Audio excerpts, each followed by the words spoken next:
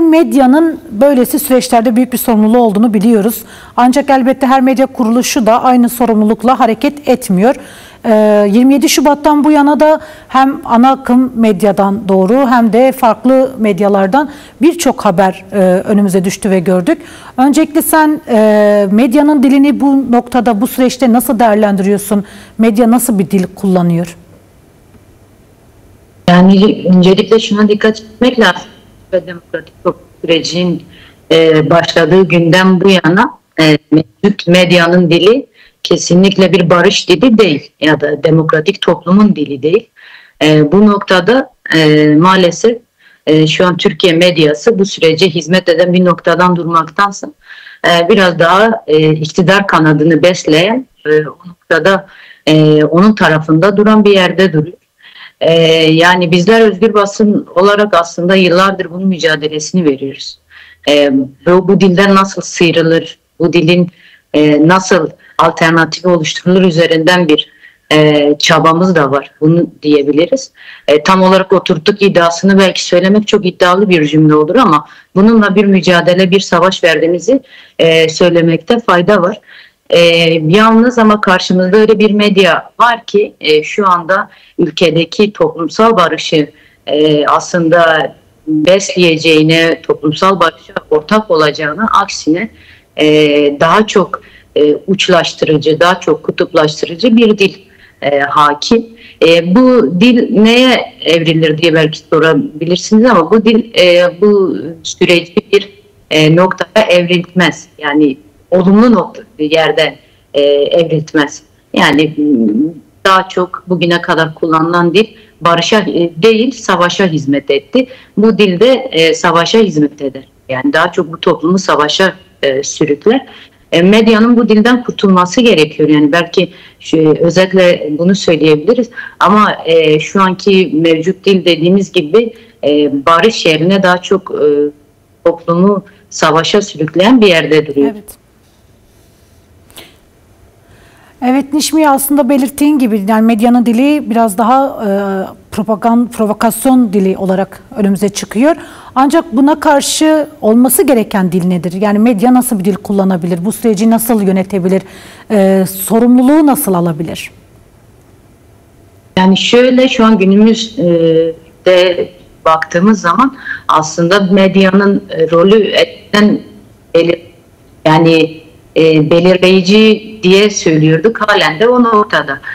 Medya şu anda toplumun gidişatını tam olarak belirleyen bir yerde duruyor. Yani bu rolün farkında olarak ona göre bir dil inşa etmesi.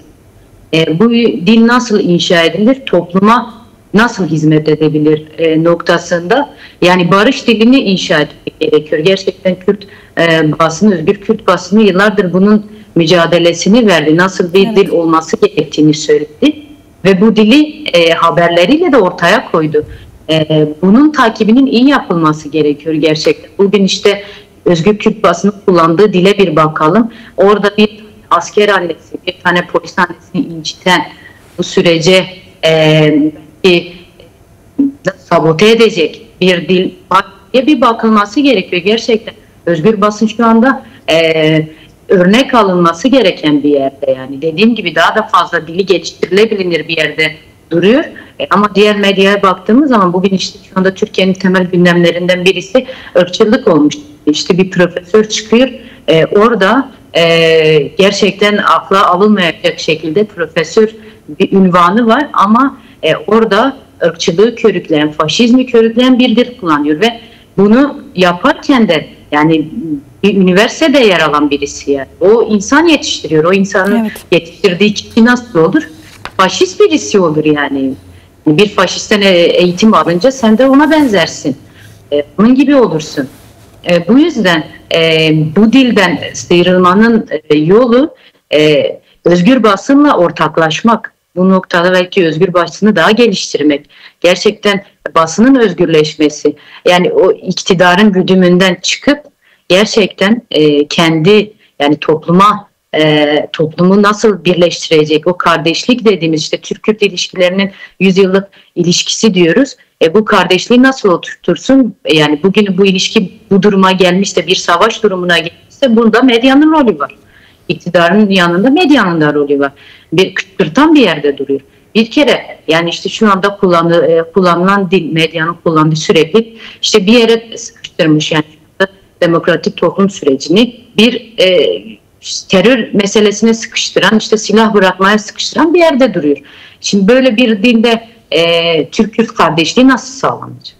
Yani bu toplumu nasıl biz birleştireceğiz? Yani yıllardır evet bir uçlaşma var ve bu toplumu biz birleştireceğiz. Bir toplumu birleştirmek için ortak bir dile de ihtiyaç var. Birleştirici bir dile ihtiyaç var.